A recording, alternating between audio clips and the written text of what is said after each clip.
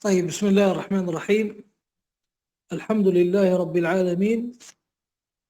اللهم صل وسلم على سيدنا محمد رسول الله وعلى آله وصحبه ومن والاه، وبعد. أيها الإخوة، السلام عليكم، حياكم الله، ونسأل الله أن يوفقنا وإياكم الصالحات. أرجو أنكم تستمعون، يعني ما نعم، أرجو أن المايكات، يعني الصوت واضح عندكم. نسأل الله أن يوفقنا وإياكم الصالحات. نعم، شيخ أيمن، السلام عليكم، الصوت واضح؟ وعليكم السلام دكتور، واضح واضح. طيب، أحسنت. طيب، الحمد لله. اللهم صل على الحبيب المصطفى والنبي المجتبى وعلى آله وصحبه ومن سار على دربه واقتفى، وبعد. نعم، نسأل الله أن يوفقنا وإياكم لما يحب ويرضى.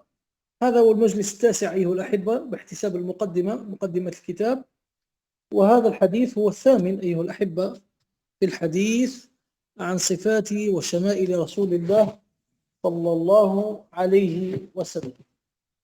واليوم نقف مع حديث من أطول الأحاديث يا إخوة. اليوم نقف مع حديث من أطول الأحاديث التي رويت في وصف النبي صلى الله عليه وآله وسلم. إذن الحديث الثامن، طبعا قبل ذلك بسند المتصل إلى سيدنا عبد الله بن عمرو بن العاص رضي الله عنهما قال: قال رسول الله صلى الله عليه وسلم: الراحمون يرحمهم الرحمن، ارحموا من في الأرض يرحمكم، أو قال يرحمكم من في السماء. وبسند المتصل إلى سيدنا معاذ بن جبل رضي الله عنه قال: قال لي رسول الله صلى الله عليه وسلم: يا معاذ، إني أحبك، فقل اللهم أعني على ذكرك وشكرك وحسن عبادتك. وأنا أقول لكم جميعا بوصفكم واسم كل واحد منكم: إني أحبك، فقل اللهم أعني على ذكرك وشكرك وحسن عبادتك. بسم الله. إذن الحديث الثامن: حدثنا سفيان بن وكيع قال حدثنا جميع بن عمير ابن عبد الرحمن العجلي املاء علينا من كتابه قال: حدثني رجل من بني تميم من ولد أبي هالة زوج خديجة يكنى أبا عبد الله، عن ابن لأبي هالة بن الحسن بن علي رضي الله عنهما قال: سألت خالي هند ابن أبي هالة وكان وصافا، إلى آخر الحديث. المقدمة هذه لا يمكن أن نمر عليها مرور الكرام يا إخوة. سنقرأ هنا أيها الأحبة أن عندنا ذكرا لولد من أولاد السيدة خديجة. ركزوا جيدا الله يخليكم. ذكر لولد من أولاد السيدة خديجة من غير رسول الله. قد مر معنا في مجالس أخرى أن السيدة خديجة كانت متزوجة قبل النبي صلى الله عليه وسلم، فهنا ذكر له، ذكر لزوجها السابق ولولدها منه. حدثني رجل من بني تميم من ولد أبي هالة زوج خديجة. زوج خديجة اللي كان قبل النبي صلى الله عليه وسلم اسمه أبو هالة، وله من الأولاد معها يعني رجل يقال له هند. هند هذا اسم رجل يا جماعة، هذا لم تخطئوا. هند هذا اسم رجل هنا وليس اسم امرأة، ليس مثل هند بنت عتبة زوجة أبي سفيان. هند الذي نسمعه هنا رجل، وهو أخو فاطمة. سبحان الله العظيم. نركز جيدا لو سمحتم. سيدة خديجة كانت متزوجة قبل النبي صلى الله عليه وسلم برجل يقال له أبو هالة. طيب، كان لها منه هند، رجل اسمه هند رضي الله تبارك وتعالى عنه، وهذا هند هو أخو فاطمة. حد الآن واضح؟ الحمد لله. طيب، سيدة فاطمة تزوجت بعلي رضي الله عنه، وولدت الحسن وحسين ومحسن كما قيل. طيب، الحديث يدور الآن ما بين سيدنا الحسن وسيدنا هند. الحسن وهند. الحسن ماذا يقول لهند، لهذا الرجل؟ كيف يأتيه في القرابة؟ من يعرف؟ الحسن ابن علي ابن فاطمة، كيف يكون له هند في القرابة، الذي يرفع يده افتح له المايك لا بأس. ها طيب نسمع شيخنا ركان. السلام عليكم شيخ ركان، تفضل. وعليكم السلام ورحمة الله وبركاته. سيدي يكون خال. يا مرحبا بالشيخ ركان. أكرمكم ما هي الله. علاقة القربة ما بين الحسن بن علي وهند؟ خاله يكون خاله أخو السيدة فاطمة. ها أخو السيدة فاطمة صوت من صوت. أمها. نعم أيوة يكون خاله. أحسنت جزاك الله خير يا شيخ ركان. أكرمكم الله سيدي. يا مرحبا.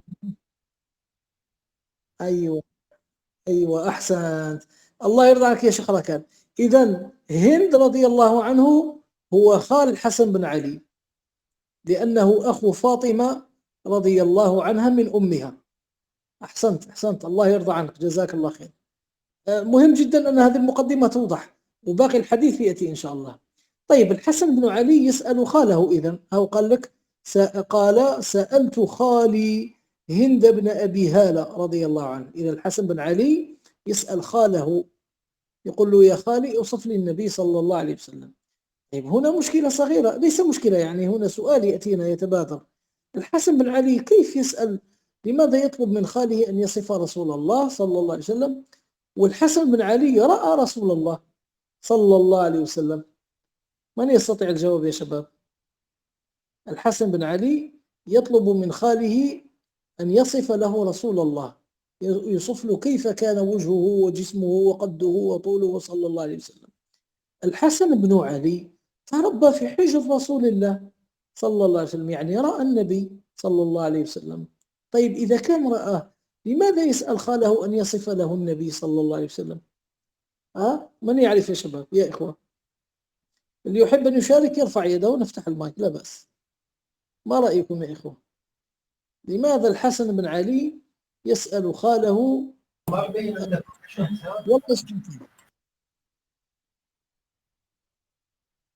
تفضل يا شيخ ركان إذا عندك الجواب.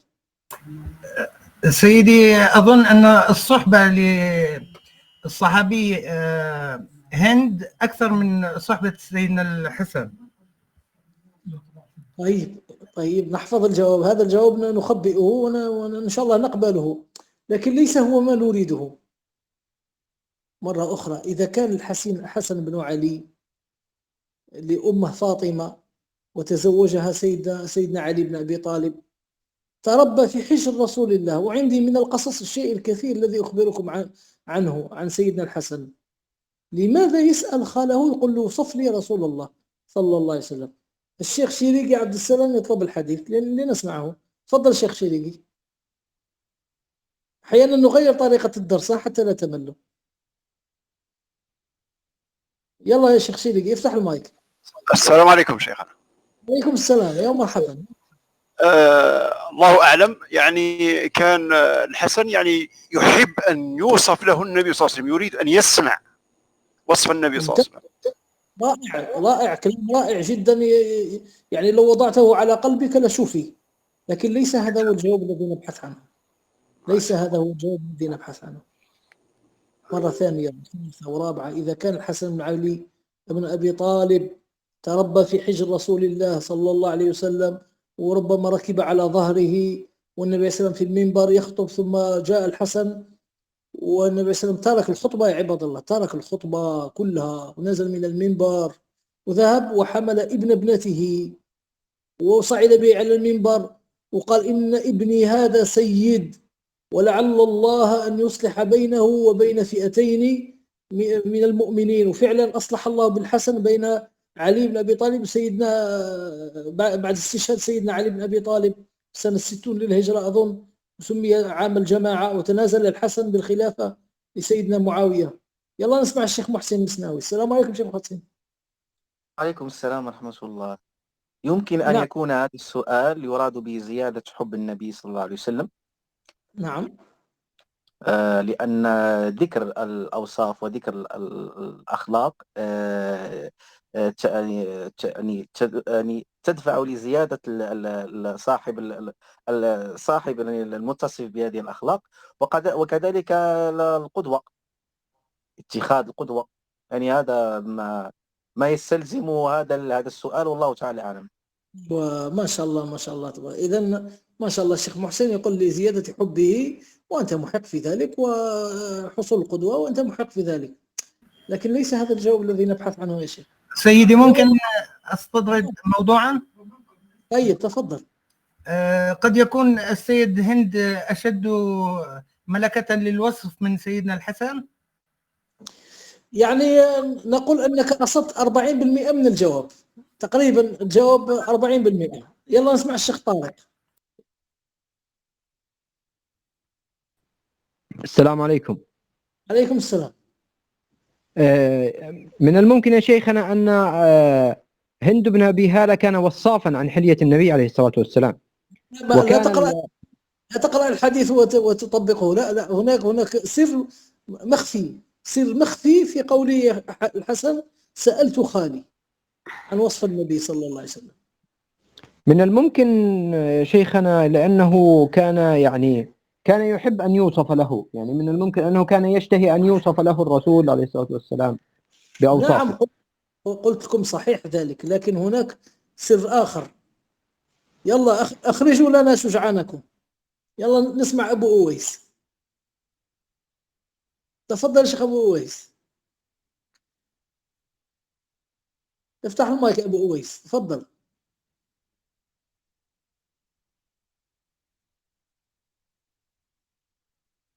ها طيب نسمع الشيخ أبو همام. شيخنا من الممكن أن عليكم هند السلام. رضي الله عنها ابن خديجة رضي الله عنها، وأن بينهم قصة حب. ممكن ماذا عفوا؟ ممكن ماذا مرة ثانية؟ لأنه شيخنا هند يكون ابن خديجة رضي الله عنها، صح؟ هند أخوها ليس ابنها، أخوها الحسن هو ابنها. الحسن ابن فاطمة شيخنا. أيوة، تخيل أن نفسك أنت يا أبا همام رضي الله عنك مع الوالدة سلمها الله ومع خالك.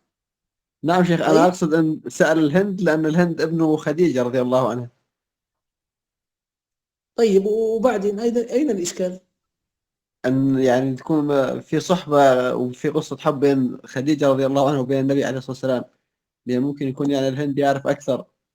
ما كل الناس تعرف نعم. أن النبي عليه الصلاة والسلام كان يحب خديجة حبا شديدا. أدري شيخ، أنا ظننت أنه يعني كونه هند ابنه خديجة يعني يعرف من الوصف أكثر يعني الحسن رضي الله عنه. طيب لماذا السؤال لماذا؟ أحسنت يا أبا همام، أشرت إلى نقطة مهمة. طيب أبو أويس تفضل، الدرس اليوم شاف فقط في هذا السؤال. السلام عليكم ورحمة الله وبركاته. عليكم السلام. حياك الله شيخنا. ربما لأن الحسن بن علي رأى النبي عليه الصلاة والسلام، ولكن رآه وهو صغير يعني رضي الله عنه. الله أكبر، الله عليك، الله يرضى عنك، الله يرضى عنك رضوانا لا يسخط بعده أبدا. الله أكبر. الحسن بن علي يا إخوة، لما كان النبي صلى الله عليه وسلم موجودا على قيد الحياة، كان الحسن طفلا صغيرا، كان طفلا صغيرا يعني رأى جده، ولكنه لا يستحضر من تلك الملامح البهية الشيء الكثير، ولذلك سأل خاله. وانظروا إلى العبارة ماذا قال سألت خالي بن أبي هالة وكان وصافا، سأعود إليها، عن حلية النبي. اسمعوا جيدا، عن حلية النبي. الحلية يعني الزينة، ما يتزين به الإنسان.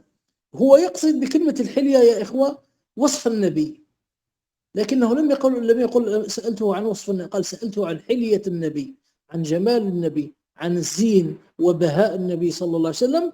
لاحظوا بعدها ماذا يقول؟ قال وأنا أشتهي أن يصف لي منها شيئا أتعلق به. تعلق به يعني أحفظه، أعرفه، وأفسر به للناس. الحسن بن علي رضي الله عنه يا شباب يا إخوة كان صغير وقت ما كان النبي صلى الله عليه وسلم على قيد الحياة صلى الله عليه وسلم، وقد ثبت في حقه وحق أخيه الحسن حديث كثيرة. فإنه طبعا خرجنا تماما عن الدرس، صدقوني يا إخوة لم يكن شيء مخطط له مما فعلنا الآن على كل حال، والعفوية هذه على كل حال إن شاء الله، إن شاء الله يعني علامة الخير الموجود إن شاء الله في هذه الحلقة وفي غيرها على كل حال، لعل الله يريد بنا خيرا.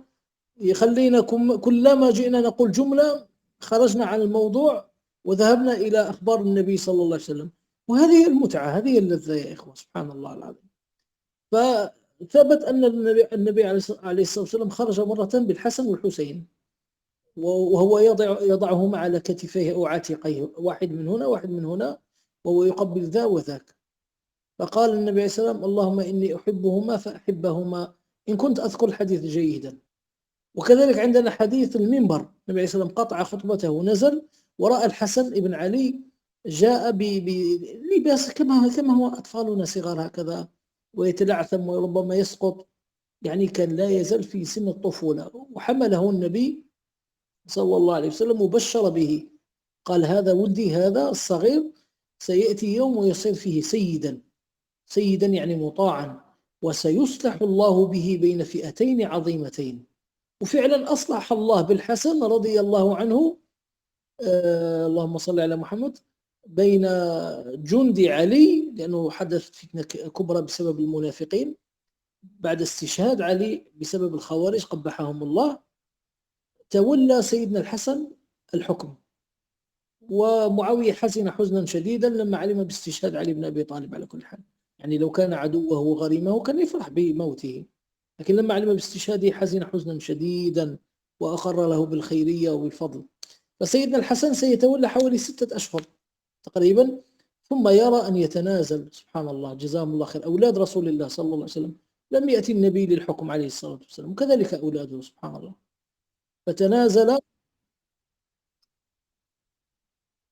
نعم، فتنازل يا إخوة سيدنا الحسن رضي الله عنه عن الحكم لمعاوية رضي الله عنه، وكان ذلك في سنة 60 إن كنت أذكر للهجرة، فيما أذكر أنها 60 للهجرة، والله أعلم، يعني ربما نحتاج نراجع هذا التاريخ.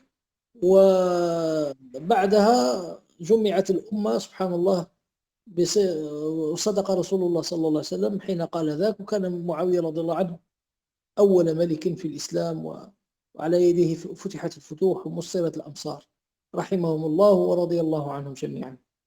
كنت أريد أن أقول شيئا، اللهم صل على محمد وعلى آل محمد. ماذا كنت أريد أن أقول؟ طيب نسيت، سبحان الله. فهذا الحسن والحسين. وكذلك مما ثبت من الأحاديث أن النبي عليه الصلاة والسلام أطال اللهم صل على محمد أطال السجود مرة، فلما أطال السجود أحد الناس رفع رأسه من السجود، لأنه خشي أن يكون حصل أحد 3 أمور: إما أن يكون اغتيل النبي، سبحان الله، كما سيحصل مع عمر وعلي، سبحان الله العظيم، إما أن يكون قد قتل يعني غيلة عليه السلام ورحمة الله، وإما أنه مات عليه الصلاة والسلام يعني، وإما أنه عليه الصلاة والسلام يوحى إليه. المهم على كل حال نعرف ماذا يحصل للنبي فنعرف ماذا نتصرف.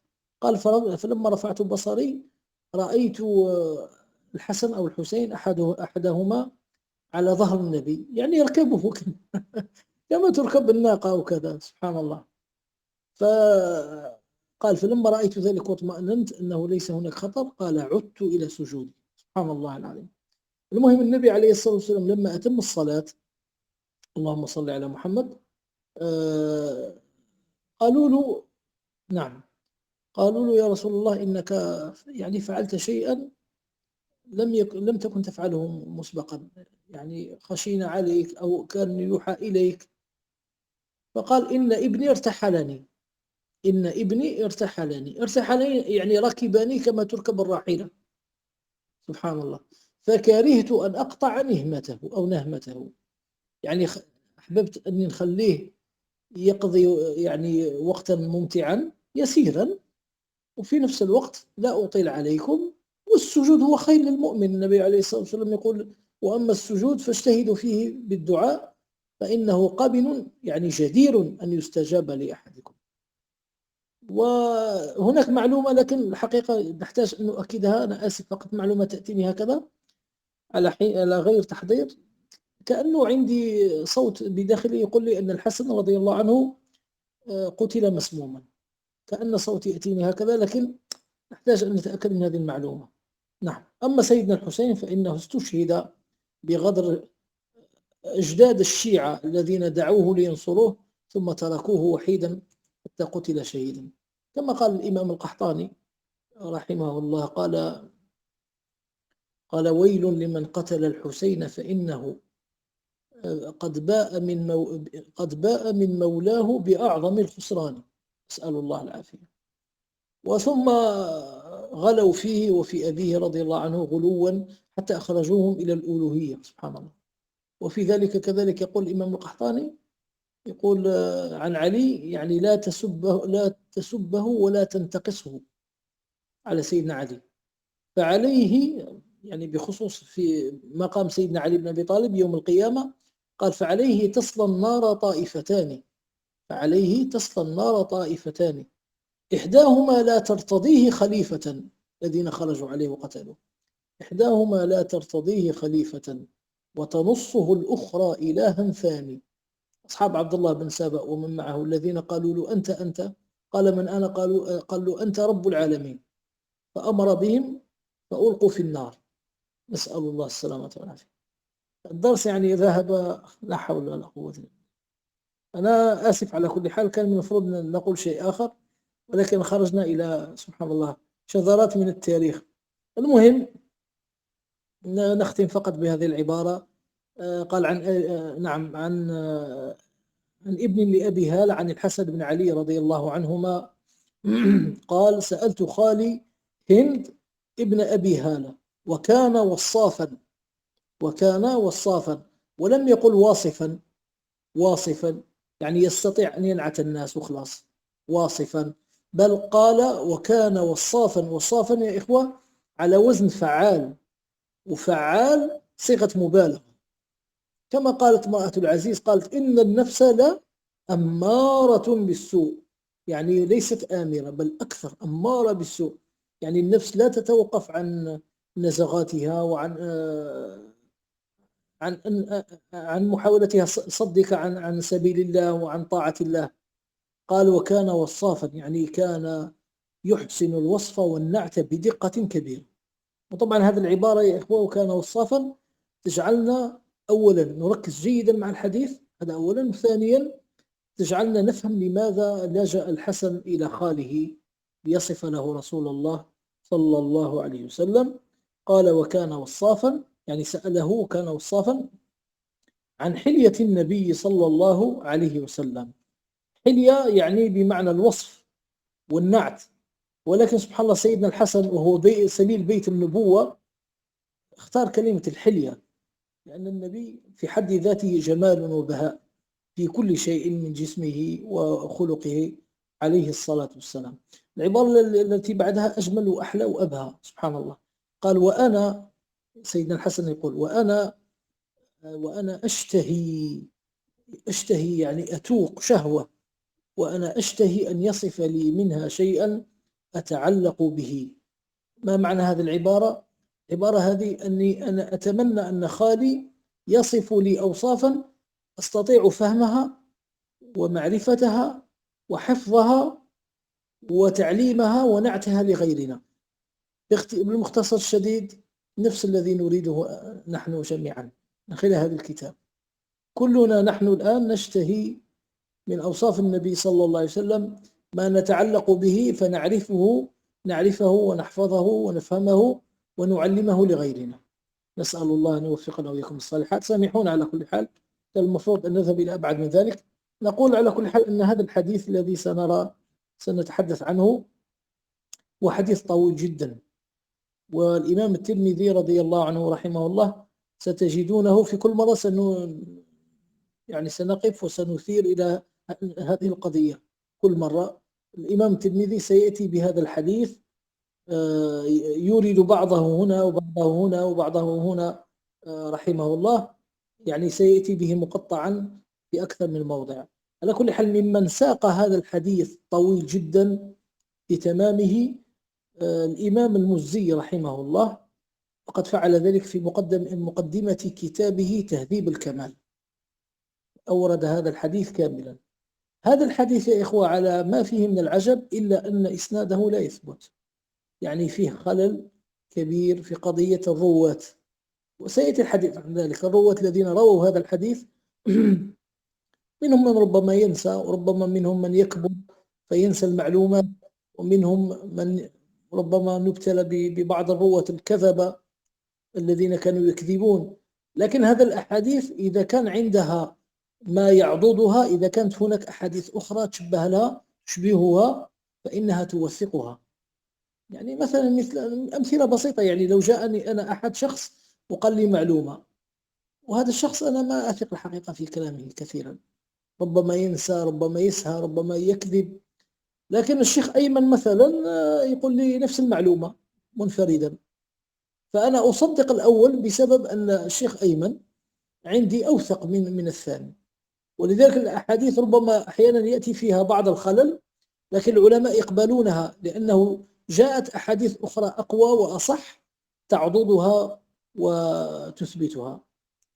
على كل حال قال: وأنا أشتهي أن يصف لي منها شيئا أتعلق به، فقال: المرة القادمة نقول ماذا قال، رضي الله عنهم وأرضاهم. سامحون على الإطالة، جزاكم الله خير يا إخوان. نسأل الله سبحانه وتعالى أن يوفقنا وإياكم للصالحات ويرضى عنكم رضوانا لا يسخط عنه أبدا إن شاء الله. بالنسبة لمشروع صناعة القارئ المجاز، الإدارة على كل حال لا تزال تتشاور في قضية الاختبار، ربما يمددون الوقت حتى يسمحون للإخوة الذين لم يقرأوا بعد، لم ينضموا، لمن كان أول مرة يسمع بها بهذا المشروع يعني، فربما يمددون الاختبار بعض الأيام. على كل حال، فبعد تمديد الاختبار إن شاء الله نقرأ هذه الصفحات التي قرأتموها حتى يحصل السمع الكامل. نسأل الله سبحانه وتعالى أن يوفقنا وإياكم ما يحب ويرضى، ونسأله سبحانه وتعالى أن يرضى عنا وعنكم رضوانا لا يسخط بعده أبدا. واللهم لا تدع لنا في هذا المقام ذنبا إلا غفرته، ولا هما إلا فرجته، ولا دينا إلا قضيته، ولا مبتلا إلا عافيته، ولا ضالا إلا قبلته ورددته، ولا ميتا إلا رحمته. اللهم اقض حوائجنا كلها، اللهم ما سألناك من خير فأعطينا وزدنا، اللهم ما قصرنا عن سؤاله فابتدئنا رحمة ومنة وتكرما. اللهم أعذنا من شر الشر وشر كل ذي شر يا ذا الجلال والإكرام. اللهم احفظنا من بين أيدينا ومن خلفنا وعن أيماننا وعن شمائلنا ومن فوقنا، ونعوذ بعظمتك أن نغتال من تحت أرجلنا. اللهم صل على محمد وعلى آل محمد وأصحاب محمد وأزواج محمد وذرية محمد وأتباع محمد صلى الله عليه وسلم. جزاكم الله خير يا إخوتي.